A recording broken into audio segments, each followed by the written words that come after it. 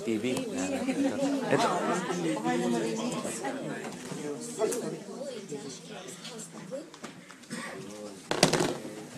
Okay. Okay, good afternoon sa ating lahat. Una-una, pinabubulaanan ko yung mga aligasyon na panunuhol na sinasabi nitong lumabas na tao. Hindi po totoo yan. Alam nyo, itong taong ito ay nagparating sa amin ng mensahe na meron daw siyang sasabihin na negatibo labang kay President Duterte. So, meron kaming proseso ng pagba-background check. So, dinaan namin doon sa ganung proseso. Subalit, ang sabi ng mga nag-check sa kanya, kaduda-duda yung kanya mga statements. Kaya, hindi na namin natuloy. Hindi na namin na-present. And, nabalitaan ko na lang later on na siya ay may mga hininga ng pera sa iba't ibang mga grupo. So, apparently, ito yung, yung kabuhayan niya. So, ngayon, lumabas dito, ngayon, at I seriously believe na pinagkakakitaan na naman niya ito. And may papakita ako sa inyo na, this was last November pa to, na process, last November pa. Kaya nga hindi siya nailabas dahil nga hindi credible as a witness. Ngayon meron kaming papakita na yung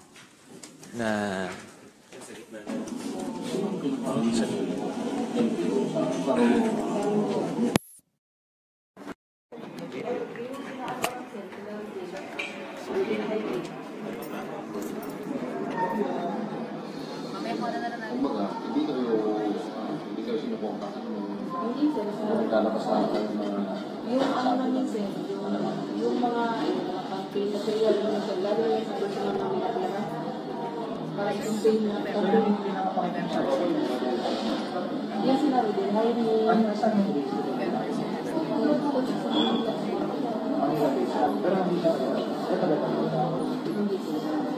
ang effect kasi ng rolo sir, dahil sa akin kasi kami po sa talaga ibibigyan namin kayo ng copy nito. Sige. Okay, ganito yan. Ibibigyan namin sa inyo yung pakita nyo isang picture yung pinapalabas niya. Yan. Ito. Okay. Ito yung picture. Di ba? Nakita nyo yung video. Magkaparehas yung damit niya, isuot niya, di ba? So, maliwanag dun sa video na nagsasalaysay siya ng kusa. Tinatanong siya, nagsasalaysay siya. So, mahaba pa yan. The whole interview, dyan. Meron din kaming mga, sige, set up nyo na yung next. So, kompleto yung mga documents namin dito. Yung email exchanges nila ni Attorney Sabio na nanghihingi siya ng pera.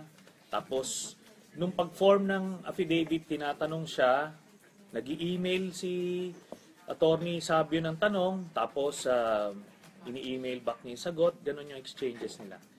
So, definitely, it's not true na finidan siya ng kahit na ano. In fact, doon sa video na yon, maririnig nyo yung ini-implicate niya si President Duterte tungkol dun sa cocaine, sa drugs, Sa kanya nang gagaling yan. Okay? Kaya, dito sinasabi ko, and for that matter, sasabihin ko na, we would be demanding a public apology from Mr. Erwin Tulfo and Radyo 5 for the malicious statements na ginawa laban sa akin to preclude any further legal action. Ngayon dyan sa ibang mga media outfits, pag-ingatan nyo itong tao na to, masusunog kayo dyan. We have everything, all the evidence to disprove yung kanyang mga allegations. Namit ko siya personally. Hindi. Pero saan siya associated? Anong background niya ba? Yun na nga eh. Nobody knows her. Bakit ko siya hahanapin? Bakit ko siya aalukan ng kahit na ano? So siya nag-approach sa office niyo? Naghahanap siya ng paraan kung paano magkaroon ng access sa opisina ko at sa opisina ni Senator De Lima. Sir, yung video sa inyo, yung video po Yan sa yung inyo. sa date, ano no? Ano sinasabi, i-implicate niya si President Duterte sa akin? Anong panong implication? I mean, ano yung sinasabi niya? Sinabi niya na nakita daw niya sa may pier na may shipment daw, may cargo shipment, tapos si Duterte daw mismo yung nag-check nung cocaine, tinikman daw. Sa kanya lahat ng galing yan. Okay? Pero hindi nyo narinig sa akin yan. Di ba? So, ganun kami. Before we present a witness, sigurado kami dapat lumabas yan dun sa lumusot siya dun sa aming screening process. Sir, yung video, sino yung ka-meeting niya, staff niyo? Ka-staff ko yung ka-meeting niya, hindi namin siya binigyan. Kasi nga hindi siya nakalusot dun sa screening process. Sir, pero yun po ata yung sinabi ni Attorney Savio na pinayagan na siya na sa Cagayan de Oro na tumira kasama yung immediate family. O hindi sa amin yun. So, walang lumalabas na money from your office. Ano sabi niya, parang tinutulungan nga daw mag-relocate. Ang sa pagkakaalam ko, meron nagbigay sa kanya ng pera from other groups. Ano? At kasi hinihingan niya, pero makikita niyo yung mga statement. At naglalabasan na ito, nagko-communicate sa amin yung mga OFWs na nahingan niya ng pera, na pinadalan siya ng pera. Ano yan? Nagko-communicate sila. At yun yung pagkakaalam ko na ginagawa niya tong pinagkakakitaan niya. So, ba't hindi pumasado? Sa interview niyo, ano yung mga nakita niyang inconsistencies ba? May iba? Bukod sa inconsistencies, medyo hindi namin na-validate yung information na sinasabi niya. Hindi na-validate meaning, sir, wala na other supporting evidence. No. We have ways of validating information. We're checking things on the ground independently. So, hindi nag-check out. Tapos, may mga mahirap na paniwalaan doon sa kanyang mga statements, kaya hindi namin nilabas. Sir, ano So, yun yung ang tanong di ba? Alam nyo, I would like to, I'm beginning to think na ito ay baka itinanim sa amin para kung kakagat kami, ilalabas namin, tapos babaliktad later on. Di ba? Pero, hindi ganun eh. Hindi madali yung proseso eh, na ginagawa namin to screen the witnesses. Yun. Okay. Ito, may portion. Sige nga. Sir, paano nakalapit? Yung mga kunwari, kagaya pinagbiyahe ka, hinahanapan lang namin ng paraan kung paano ka gastusan mo. Pero kagaya kunwari kay Ed, yan, naalagaan siya. Pero wala kami magbigay sa kanya. Saka mahirap kasi pag nagbigay ka na ng pera. Iba na ang usapan doon. Si Ed mismo, wala siya. Baka ang sinasabi pa nila, binayaran siya. Wala kami pagbayad. So, sino yung nagsasalita? Okay. Yung staff ko yung nagsasalita, ang sinasabi niya doon sa audio na yon, ganito yan, wala kaming pambayad. Yung mga pamasahe, ginagawa ng paraan, pero yun lang ang pwedeng gawin. So wala kaming pambayad. May sumagot pa na isa, meron kami pang-load lang. So, it was very clear sa interview na yon na talagang hindi ito babayaran. Wala. Basta pero every time, even sa email exchanges, yung exchanges sa Facebook, kung kani-kaninong grupo, humihingi yan palagi ng pera. Kaya nga sinasabi ko doon sa mga kumagat dito, masusunog kayo dyan. Parang adormawa na yan. So, Nagka-clarify ko lang, yung allegation na supposedly linking the president dun sa illegal drugs sa cocaine. So, chinek nyo and there was no truth to it. Yung mismong allegation No. nyo. Ang chinek namin yung sa kanya, siya pa lang mismo, yung background check. Kung pwede ba siyang malagay sa posisyon na makita niya yung sinasabi niya na nakita niya, hindi na check yon. So kung hindi siya lumusot doon, wala kaming basis to believe kung ano man yung mga other allegations. Text ko kayo, diretso sa kanya. Wala. So, this is not yung kinusap ng mga staff, sir? O nagkaroon ng series of meeting? Yung sa amin, meron silang constant check kasi chine-check may follow-up to verify other information. Pero yung sa screening process, dun lang sa first phase, hindi na siya nakalusot. So, paano nyo nalaman na humihingi rin siya ng pera sa ibang grupo? Sino pa yung mga grupo? Nag-communicate sa amin. Ito nga, may mga yan, yung mga OFW, itong may isang OFW na nagpadala sa Cebuana, Luwilier, dun sa asawa niya.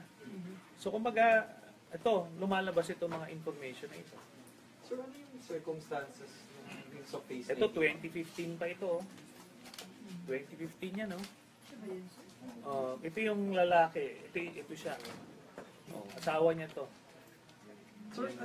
Sir, ano yung circumstances nung hindi nakalusot? Anong may sinabi siya tapos na-validate niya na hindi? Anong example? Yung isang example, yung nakita daw niya yung insidente na yon, dahil nagbebenta daw siya ng balot. Parang di ba? Yung palang medyo may problema na. Tapos tinignan namin dun sa lugar na sinabi niya, kung may access na gano'n at may mga kilala naman kami doon. Hindi, wala. Sa cocaine. Oo, yung sa cocaine. I'm not saying it didn't happen, but basically she did not pass the credibility test, so hindi siya nilabas. LT ba siya? Ano ba? Supporter ba ng president o LT? Hindi. Ano ito? May mga talagang pinapalabas niya, may mga asan yung mga picture niya ng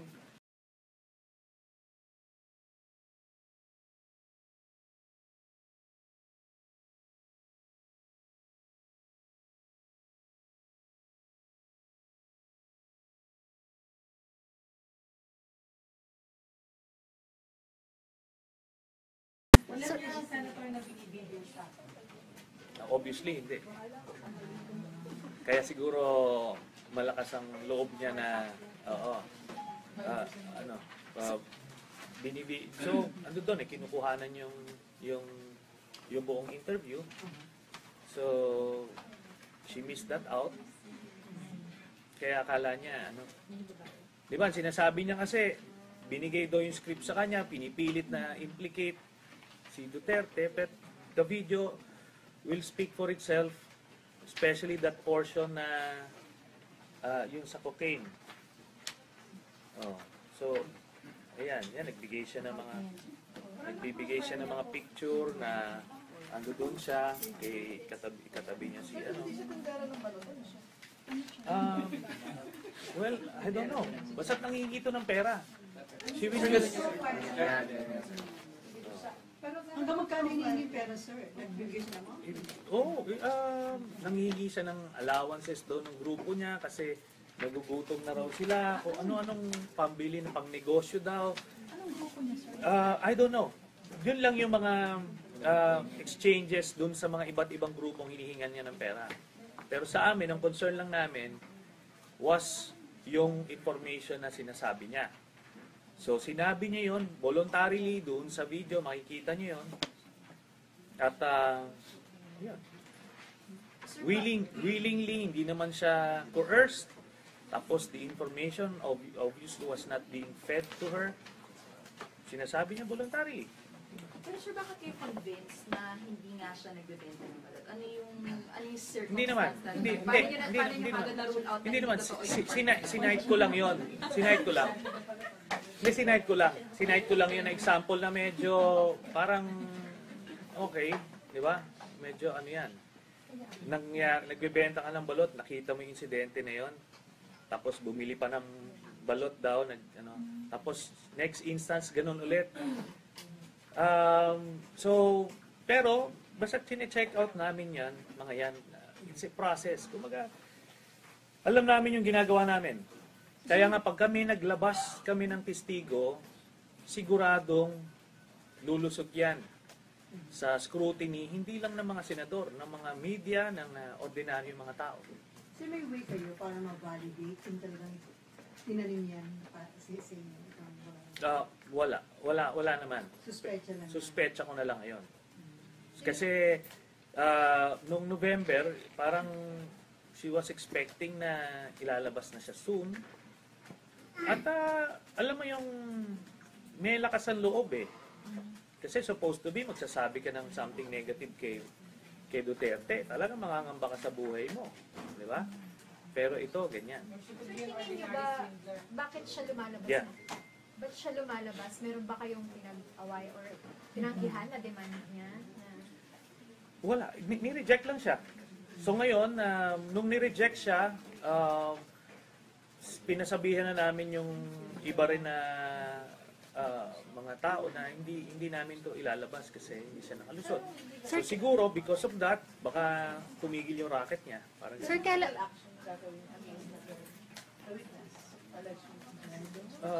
pinag-aaralan pa. Pero for now, itong si Erwin Tulfo ang nagsabi ng negative. So talagang we would be demanding a public apology sa Radyo 5 and kay Mr. Erwin Tulfo regarding this issue. Sir, sinabi niya sa program?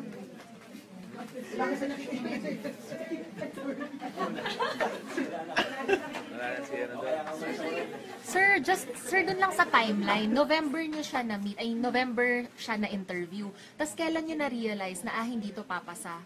Immediately after. Siguro, pero binibigyan pa rin siya ng benefit of the doubt. Nag-engage pa rin sila Attorney Sabio sa kanya. Nagko-communicate siya dun sa iba't ibang mga tao, common friends, ganun. Pero sa akin, alam ko na from the get-go na may problema tayo dito. Ang sinasabi niya kasi, sir, hindi niya pinirmahan yung affidavit kasi mali daw yung nakalagay. Yun na nga makikita niyo dun sa video, siya yun Ang sinasabi niya daw na hindi raw niya ma-take yung i-implicate sa drug si Duterte. Pero dun sa video, siya mismo ang nagsasabi nun. Diba? Kung vendor lang siya, bakit dito ba siya nagpa-press con kahapon? Yun na nga, diba? Diba may problema nga doon. Bakit siya nagpapa-press con? Bakit nag-media roadshow ito? Who's the backer? Yun na nga So, sa akin, ano yan? It's a propaganda game that they're playing. But I'm going to burn them. As I'm doing now. Sir, who's behind it? Sir, when you said they, sino yun? Yung sabi mo who's behind it? Itong grupo nila Duterte. Alam niyo yung mga ganyang tactics, lahat ng dirty tricks ginagawa na nila. Di ba? And I hope maliwanag yan sa tao, sa media, at dapat matakot kayo dyan. Kasi kung sa akin, kayang nilang gawin yan, kayang gawin yan kahit kanino. So, convince kayo, sir, na palabas ka na? Plantem. Ganun naman. So wala pa ng legal action? Pinag-aaralan ko ano yung mga pwedeng gawin. At kasi talagang siya hindi niya to nakita. Hindi nila to nakita. Na akala nila, we don't have anything. Alam namin ginagawa namin, hindi kami magpapasunod. Tsaka the fact na hindi nga namin siya nilabas, di ba? Ibig sabihin nun, kung propaganda lang, di ba, ang galing sana na propaganda yun.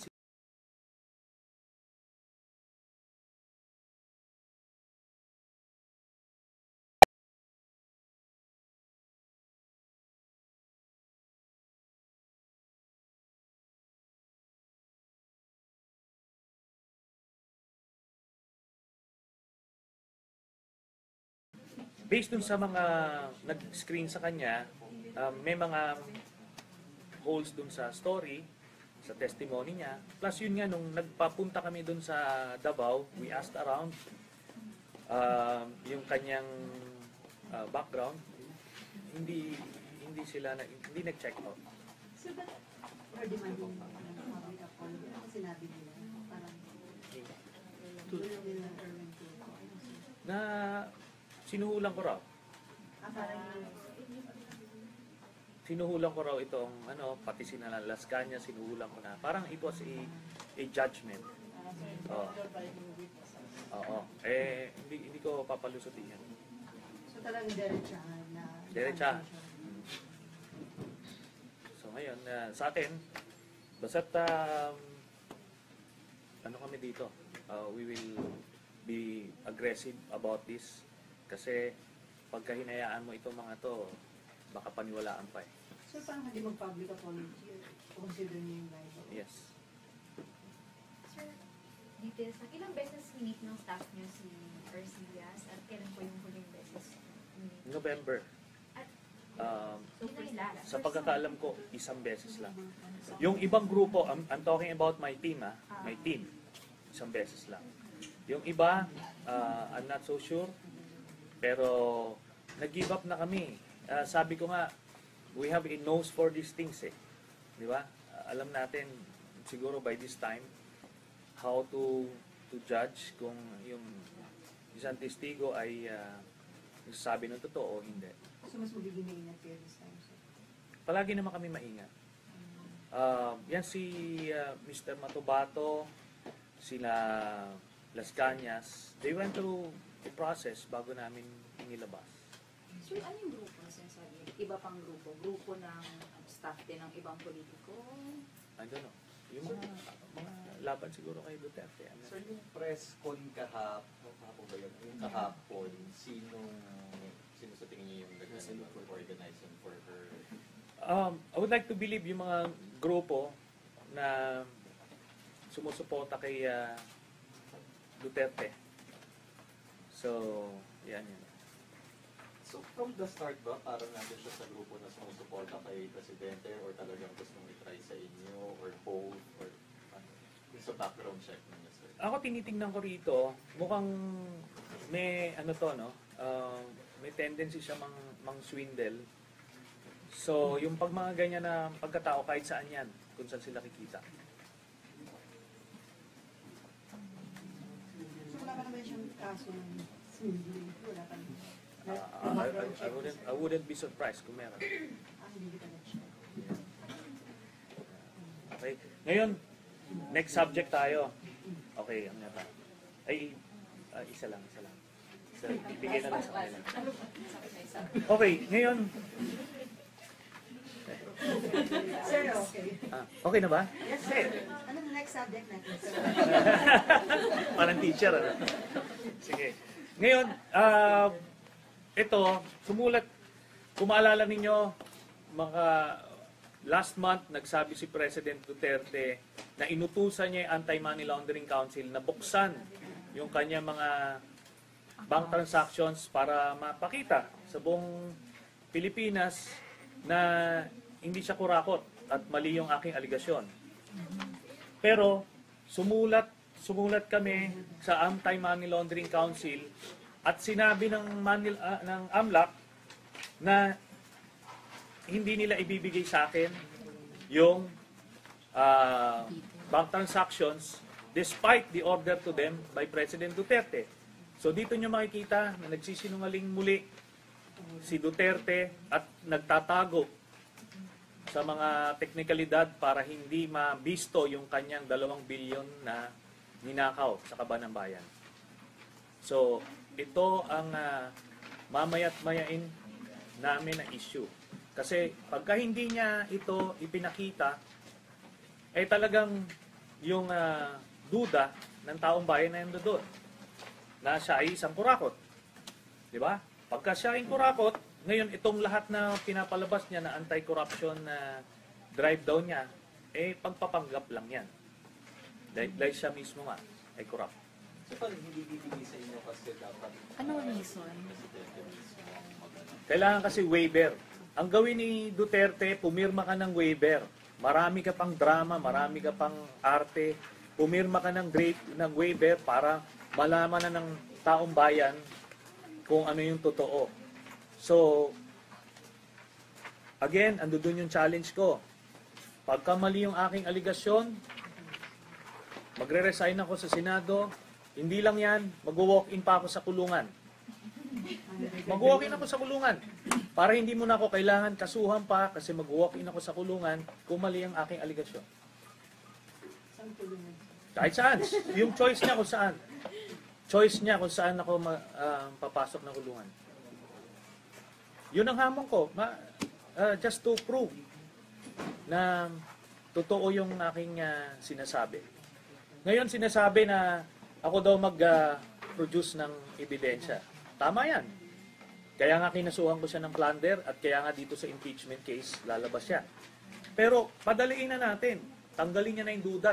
Alang-alang doon sa kanyang mga blind supporters, mga die-hard followers na sinasabi na malinis siya. Pakita niya.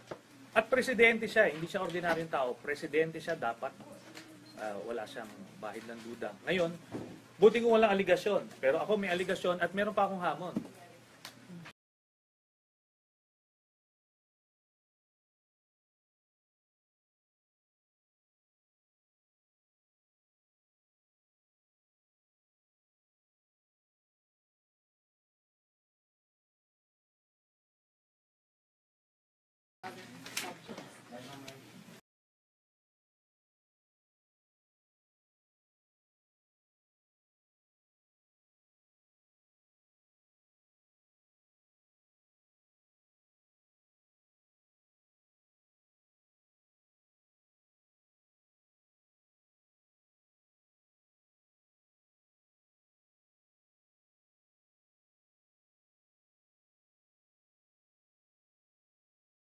Okay, live na siya. Ma'am, unsay mahitabo karon, ma'am? Nga asa ka pa, unsay mahitabo karon? Muadto ko sa kuan karon sa DOJ sa Manila mag-meet mi ni si Secretary Aguirre kay mutabang siya aron nga masugdan na ang Testing Tagalog, ma'am. Ha? Tagalog ko. Pupunta ko ng Manila kasi mag-meeting kami ni Secretary Aguirre para maumpisahan na yung pag-file ng kaso laban sa kampo ni Senator Trillanes Sa DOJ, ma'am. sa DOJ. Nag-set na mo og kuan ni Secretary Aguirre. Nag-set pagka from Airport Manila diretso na ako sa kanya. Oo, tapos unsay mahitabo sa Manila karon? Kanang kuan na may meeting Oo. together with Attorney Bruce Rivera nga siya ang nag-volunteer sa ako as lawyer na ako. So i-update lang nako kung usa pay mga kuan sa inyo Wala na kanadlok, ma'am. wala kumahadlok kay lalo na kung kanang kung barug kung tatayo ka sa kung ano yung katotohanan walang hindi ka makakaramdam ng takot. Sukat tong nigawas ka, ma'am, wala pa ka nakatesting og sa threat sa ba? Yung paglabas ko, yung threats talagang nandyan yan pero para kasi sa akin kung panahon mo talagang panahon mo na. Oo. Yun lang yun.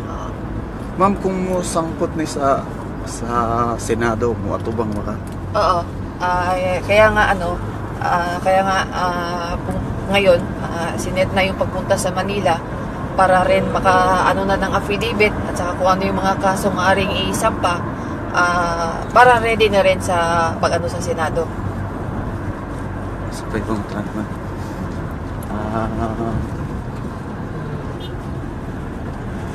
Kanang kuan, ma'am, kanang about atong sa tong na istorya nimo kaganina nga kato si Matubato ba nga na paggawas sa iyang waran akon katong din walay bail ban nga kuan niya waran kuan ba to Kanang nadunggan na ba nimo to daan nga plano nila nga Anong December, narinig ko nag-uusap sila with Attorney Jude Sabio. Oo.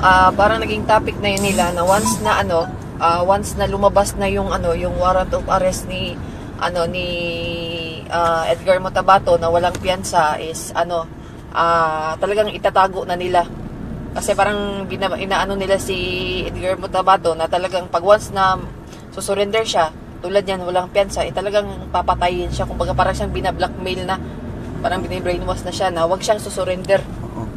Katong na imong tinuod tong imong istorya dati itong April ma'am nga katong niabot nasa ICC katong buwan. Ang kaso dapat ang Kasilas Kanyas imuha ang tatong lugar. Hindi. Sana kami magkakasama. Oo. Kamong kinsa napa may mga kauban nga wala nilantad. Oo, mayroon pa akong mga kasamahan kaso ngayon nabigyan ko na rin sana ng number si Sir pero ngayon is parang yung isa ayaw mo na mag-decide. Kasi nga is ngayon natatakot sila sa risk. Ang sa akin lang rin, hindi ko na lang rin pinipilit kasi yun nga rin, right rin nila yun pero siguro pag nakita na nila na nakarating tayo ng Senado, hopefully sana maka-decide din sila. So, ma'am, say, may istorya rin mo sa mga tao basin gusto ka mangayog suporta sa ila mo? Para po sa lahat na mga Pilipino, suportahan niyo po ako sa laban na ito. Ito po yung laban na para po sa katotohanan dahil po sa mga paninira ng kabila sa ating pangulo. Ma'am, klaro na to mama na nagpagawas og video si Trillanes pod nga kanang murag ikaw ga istorya ka against yun ni President Rodrigo Duterte, paki-explain daw karon kay sa online kay na-explain naman nimo na sa mua. Sana ko nang hindi lang 'yon sa video. Actually hindi lang 'yon siya sa video. Meron pang text, meron pang call na bago nila gawin yon, yung video, yung text, at saka yung nagkukot sila kung ano yung sasabihin ko. So, ako naman, sinunod ko lang rin kasi at that time, after din ako sa, yung, alam niyo naman, yung pera. Pero yung lahat is quotes niya, ganun siya kalinis, gumawa. At saka hindi lang yan sa akin, hindi lang ako yung ginawa niya yan. Actually, sila Las Cañas din at saka sila Motabato. Para nga yung rason niya is, para daw hindi kami makawala. So, scripted na siya. Na-script nga nakasulat. Oo. Kasi ako in memorization is mabilis lang kasi ako eh. So, yun yung nila. So, pati kang Las Cañas inato pod. Ganun din. Kasi natatakot, ang reasons nila is natatakot sila baka daw bumaliktad. So, okay mga kabrigada, naata diri sa airport. Plano karon ni Ma'am Arcelias nga magkikita sa Department of DOJ kang Secretary Aguirre para lagi ani nga kaso anytime soon basin posible nga makapadala mag-file og kaso against ni Senator Antonio Trillanes. Gawas ni Trillanes ma'am kinsang apel sa kaso ma'am? Sila Attorney Jude Sabio. Oo, tapos hopefully pati rin si Father Alejo. Nganong na-apel si Alejo ma'am? Sa iya mo siya kasi yung isa rin sa nagturo sa akin sa mga na yon. Yung mga hakbang na yon.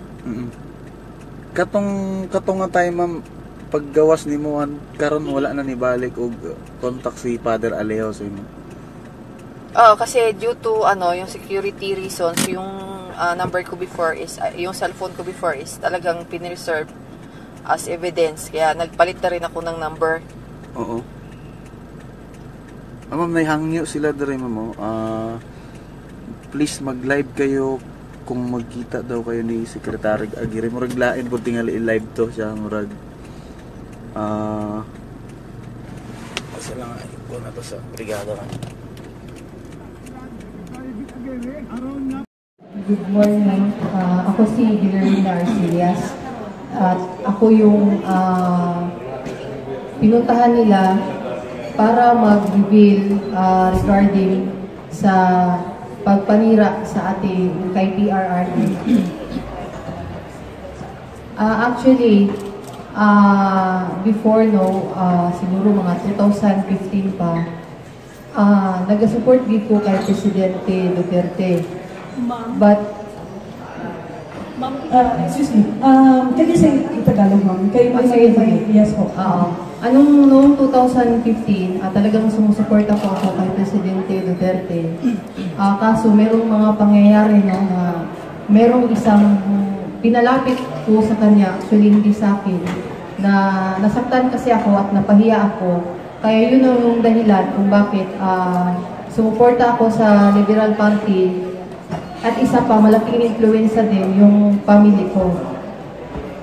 Pagkatapos po nung eleksyon, nakita ko po kasi I admit na para akong kung sa Tagalog pa is mabilis ang pera. Meron kasi nagsabi sa akin, magsalita ka lang ng hindi maganda parte kay Presidente Duterte para manalo. Mabilis ang pera. So, I admit na maraming nagpapadala ng pera, no? Para lang magsabi ako na kung ano-anong paninira sa kay PRRD. And then, after election, marami akong pagtatampo rin, no, yung sinabi ko kanina. And after nung election, ganun pa rin, no? Kasi ang gusto kong marinig sa kanila is yung sabihin nila sa akin na regarding sa AJK. But sabi nila, ngayon na nakaupo si PRRD, wala na daw silang power. So after marami silang inuutos sa akin na ipashare kasi mas mapapaniwalaan daw ako kasi andito ako sa Davao. At saka isa pa, related ako sa isang city councilor. Pwede hindi ko na muna ipangalan. Related ako sa isang city councilor at nakita nila na meron akong number ni Sir Bungo. At saka malaking influensya rin yung family ko kasi meron akong mga ilan sa mga relative ko is running under Liberal Party din. I admit na hindi naman maganda yung ko talaga, record ko, no? Kasi actually ngayon may text nga si Senator Trillanes sa akin. Mamaya ipapalabas ko, no? Na tinatakot nila ako. But noong July, meron kasi akong picture na nasagap sa Google na nandun si Presidente Duterte at saka si Bong na meron siyang dalang baril. So, finorward ko sa kanila, by Mayra Cateneo, sinabi niya sa akin, sabihin mo na na-witnessan mo yan. Tapos, maghahanap tayo na kasi kailangan talaga mapababa si Presidente Duterte dahil ang words talaga nila is walang power. Actually, yung si Mayra Cateneo, for how many times, talagang nagpapadala talaga siya ng pera. So, tao lang rin ako, yung sa Bisaya pa, bugoy ko.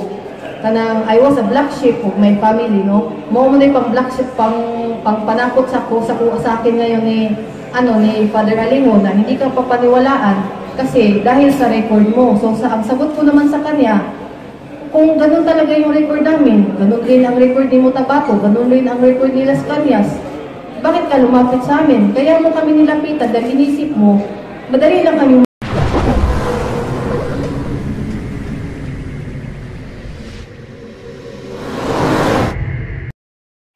Tapos, nung pag-form ng affidavit, tinatanong siya, nag-i-email si Attorney Sabio ng tanong, tapos ini-email back niya sagot, ganun yung exchanges nila.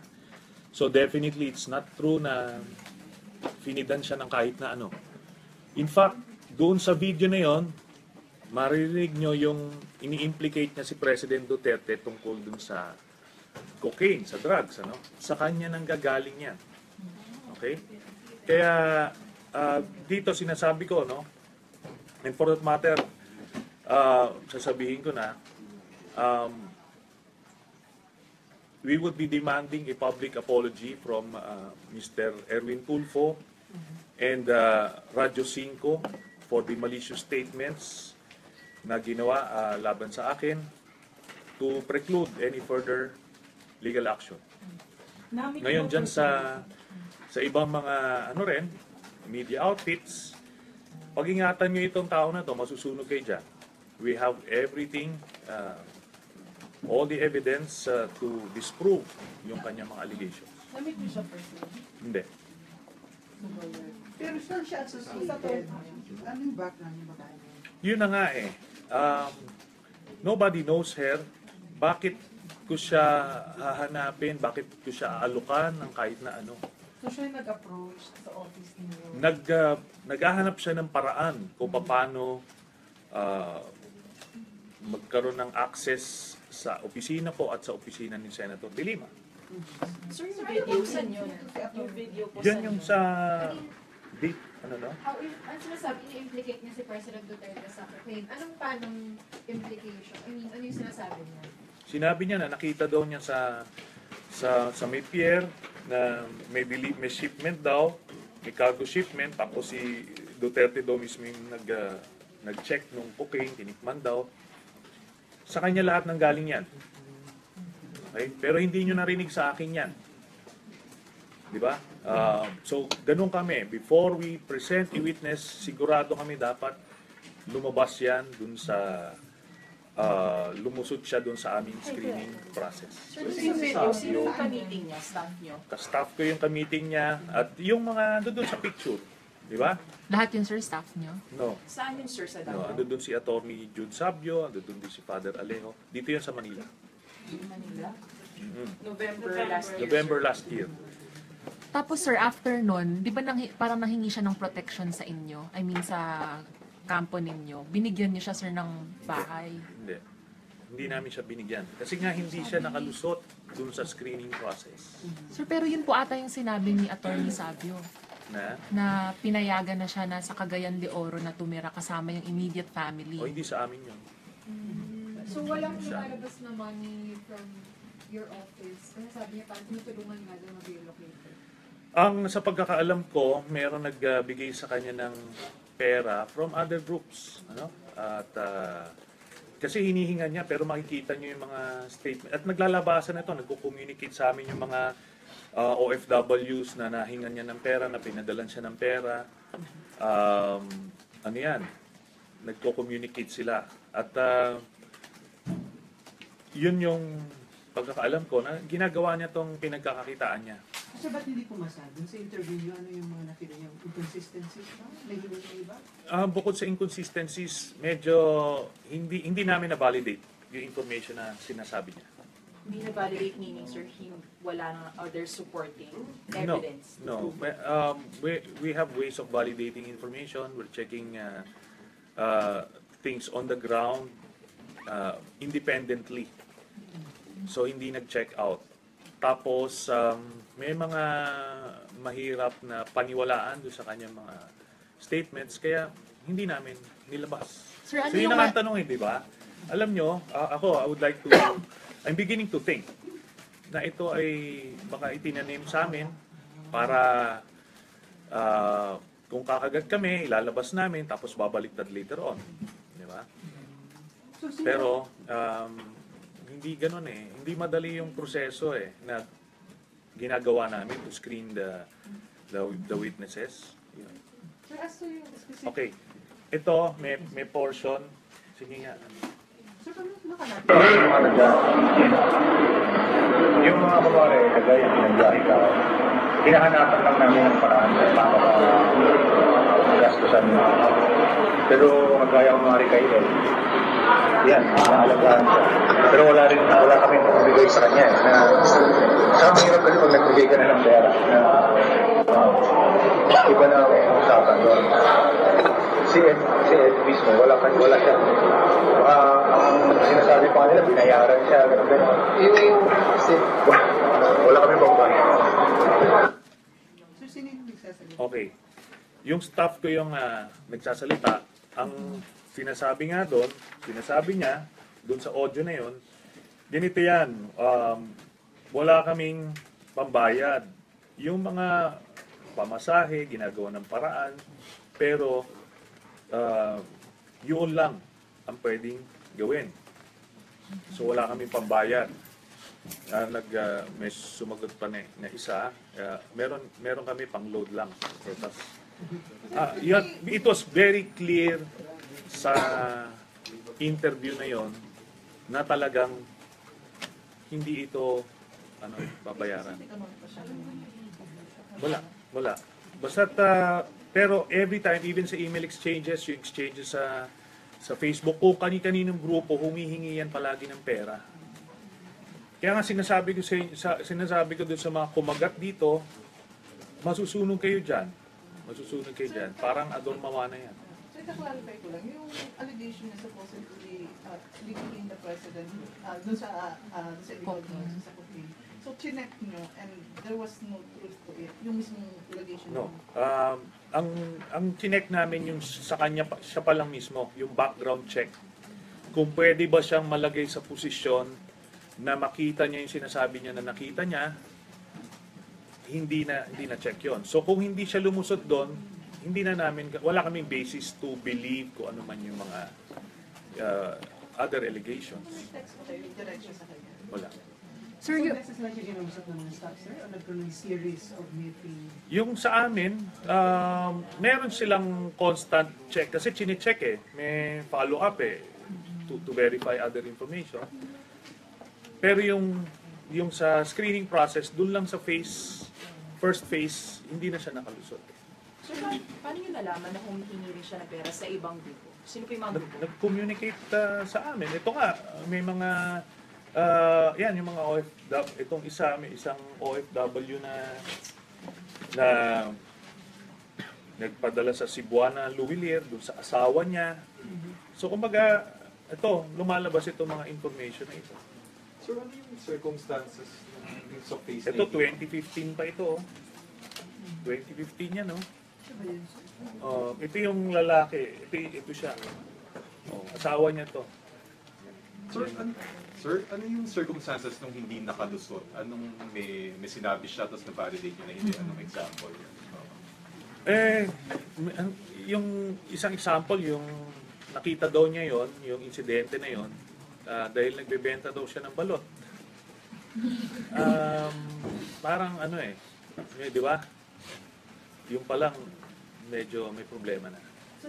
Tapos tinignan namin dun sa lugar na sinabi niya, kung may access na gano'n at may mga kilala naman kami doon. Hindi, wala. Oo, yung sa cocaine.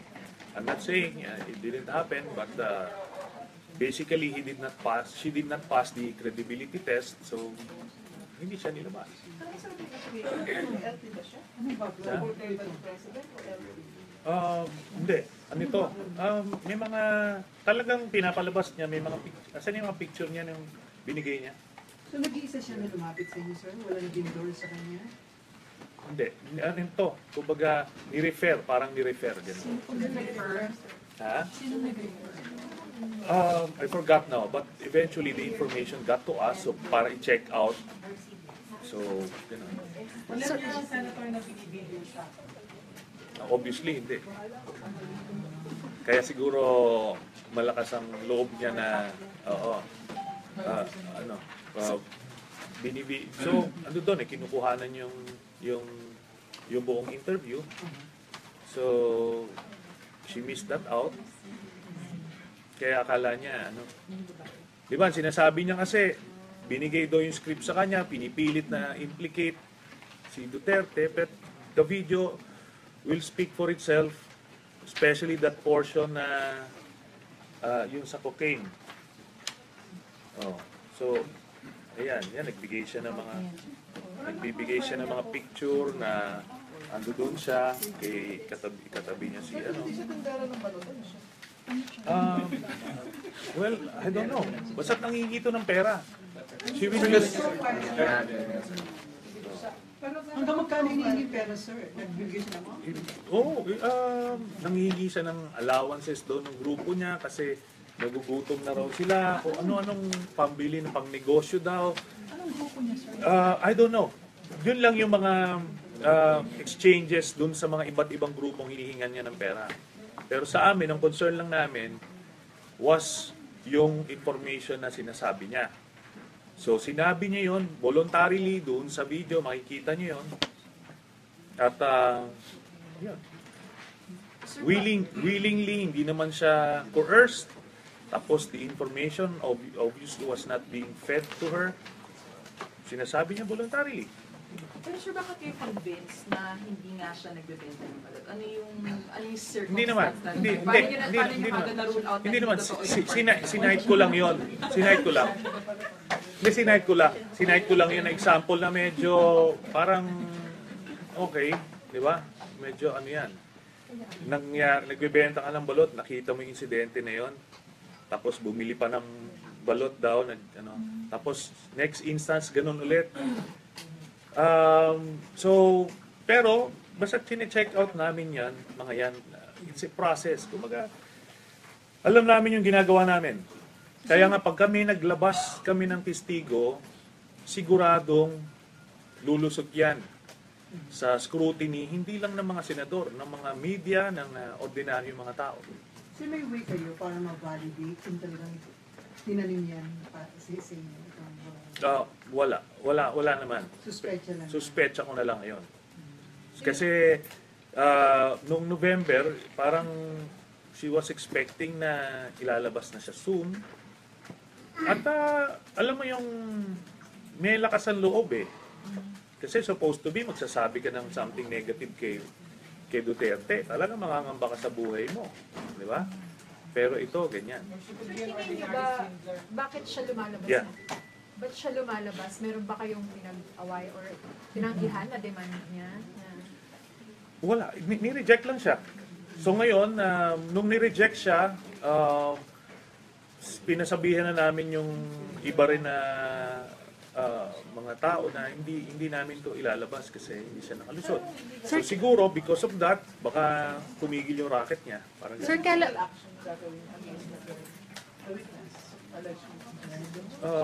pinag-aaralan pa. Pero for now, itong si Erwin Tulfo ang nagsabi ng negative. So talagang we would be demanding a public apology sa Radyo 5 and kay Mr. Erwin Tulfo regarding this issue. Sir, ano sinabi niya sa program?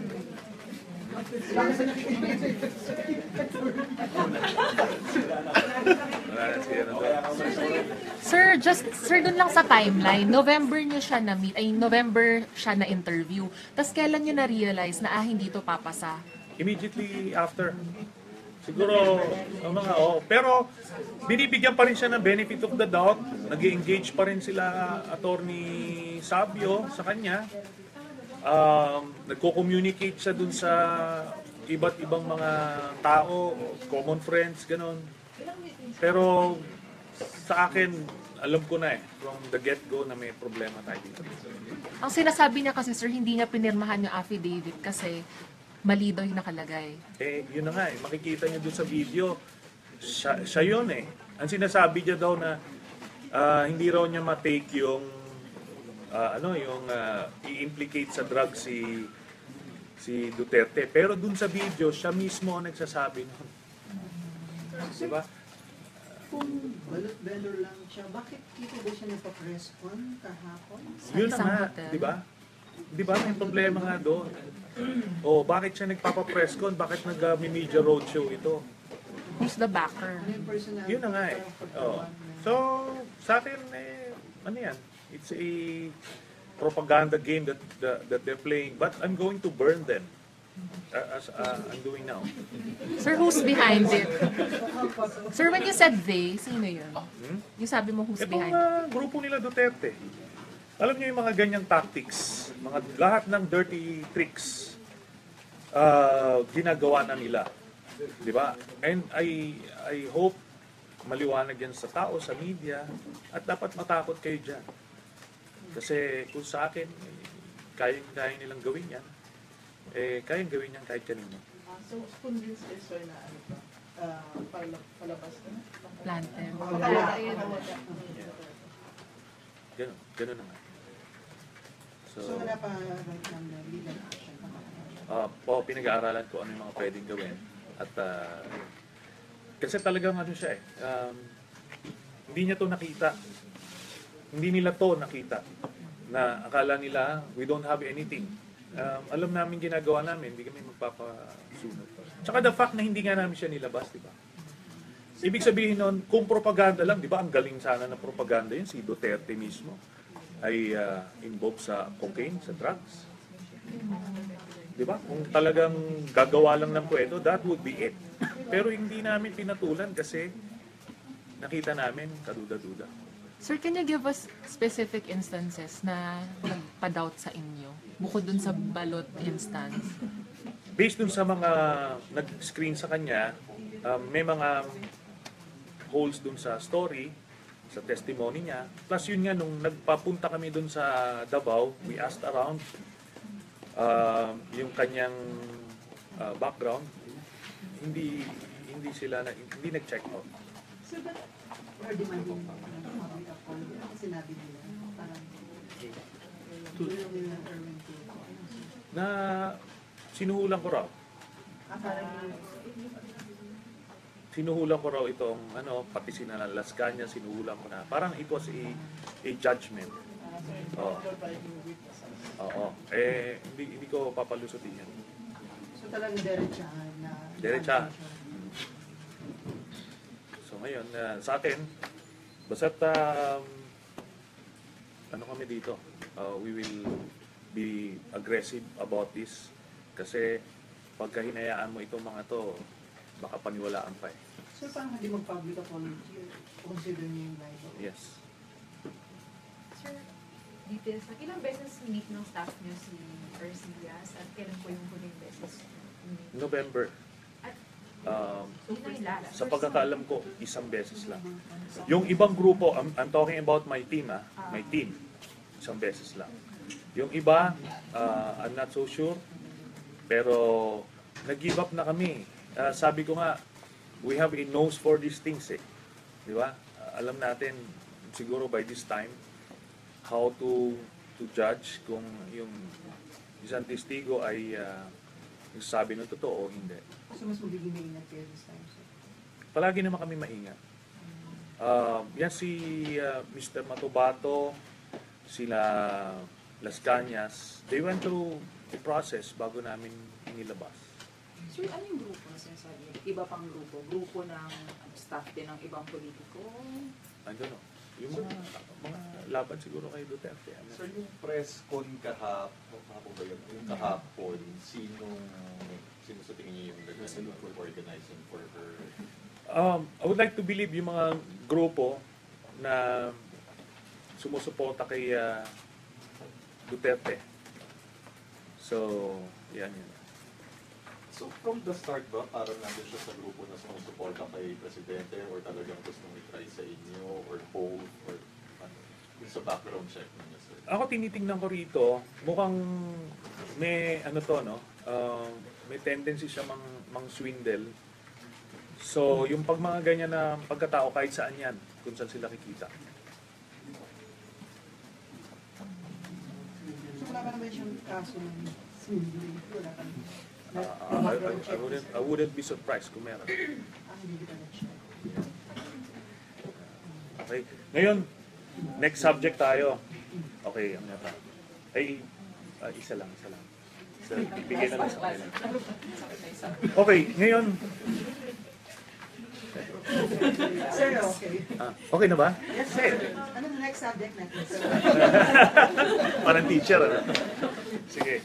Ngayon, ito, kung maalala ninyo, last month, nagsabi si President Duterte na inutusan niya yung Anti-Money Laundering Council na buksan yung kanya mga bank transactions para mapakita sa buong Pilipinas na hindi siya kurakot at mali yung aking aligasyon.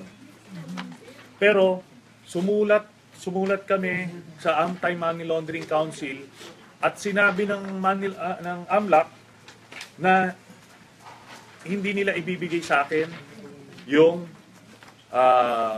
bank transactions despite the order to them by President Duterte. So dito nyo makikita na nagsisinungaling muli si Duterte at nagtatago sa mga teknikalidad para hindi mabisto yung kanyang 2 bilyon na ninakaw sa kaban ng bayan. So ito ang mamaya't mayain namin na issue. Kasi pagka hindi niya ito ipinakita, talagang yung duda ng taong bayan na yun doon, na siya ay isang kurakot. Di ba? Pagka siya ay kurakot, ngayon itong lahat na